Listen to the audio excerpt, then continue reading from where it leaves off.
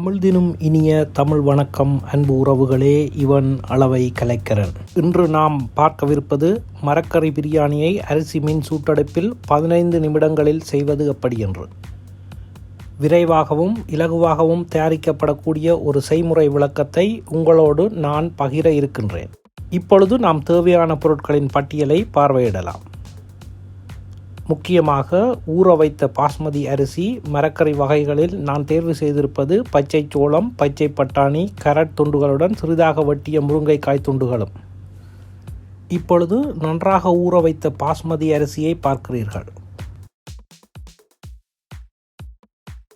சேர்வை பொருட்களை தேவையான அளவுகளில் சேர்த்து ஒரு பாத்திரத்தில் வைத்துக் கொள்ளுங்கள். ஏலம், கராம்பு, கடுகு, மிளகு, கருவாய்ப்பட்டை போன்ற வாசனைப் பொருட்கள் முக்கியமானவை. நன்றாக வெட்டப்பட்ட வெங்காயம், தக்காளி, பச்சை மிளகாய், புதினா, கொத்தமல்லி இலை, இஞ்சி, பூண்டு என்பவையும் தயாராக உள்ளன.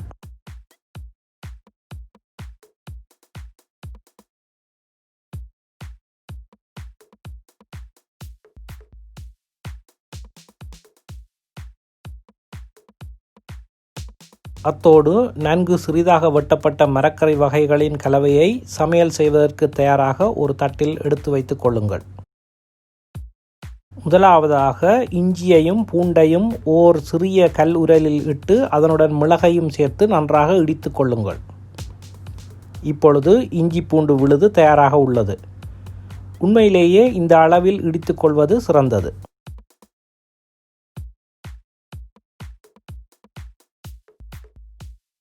அடுப்பிலே பாத்திரத்தை இட்டு எண்ணெய் தேவையான அளவில் ஊற்றிக்கொள்ளுங்கள்.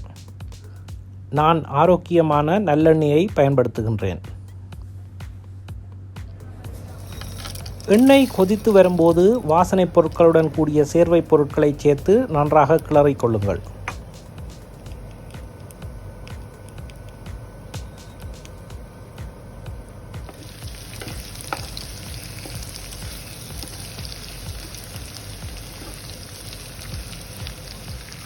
ஓரளவு பொன்னிறமான தோட்டத்தில் வரும்போது வெங்காயம், தக்காளி, கறிவேப்பிலை, கொத்தமல்லி இலை, புதினா, மிளகாய் சேர்த்து கிளறிக்கொள்ளுங்கள்.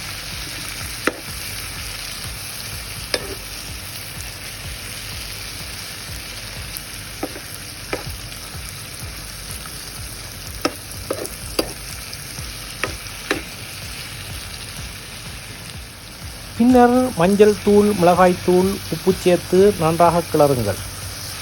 இங்கே பிரியாணி மசாலா அல்லது கரம் மசாலாவையும் உபயோகிக்கலாம். நான் வீட்டில் தயாரிக்கப்பட்ட மிளகாய்த்தூள் கலவையை பயன்படுத்துகின்றேன்.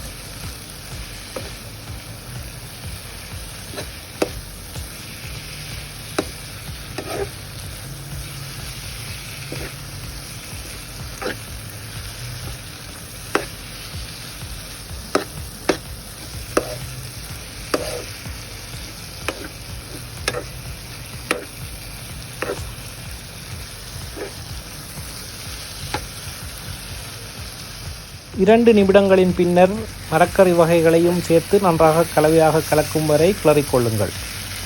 ஆரம்பத்தில் சேர்க்கும் எண்ணெய் அளவு இதற்கு போதுமானதாக இருத்தல் மிகவும் அவசியம்.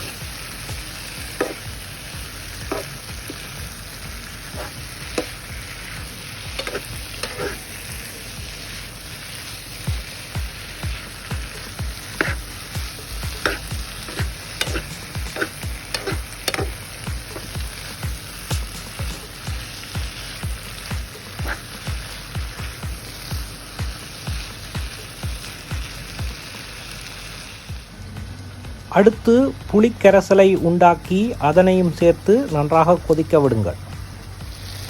அவ்வப்போது கரண்டியால் கிளற மறவாதீர்கள். நன்றாக வெந்த நிலைக்கு வந்தவுடன் அடுப்பை நிறுத்திவிடலாம். இளஞ்சூட்டிலேயே 1 நிமிடம் மரக்கறியை அடுப்பிலேயே இருக்க விடுங்கள்.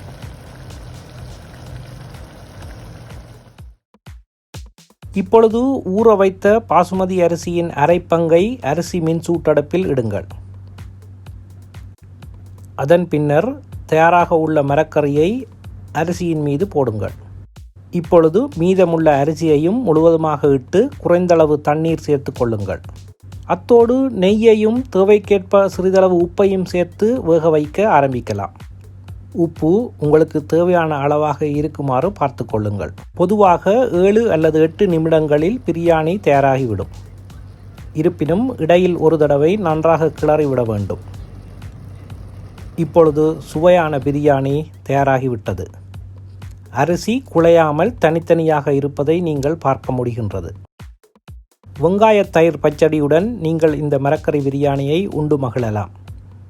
நீங்கள் தேவைக்கேற்ப அளவு புதினா இலை, கொத்தமல்லி இலையையும் சேர்த்துக்கொள்வது சிறப்பு. இந்த காணொளி உங்களுக்கு பிடித்திருந்தால் உங்கள் கருத்துக்களை கீழே பதிவு செய்யலாம். நன்றி, வணக்கம்.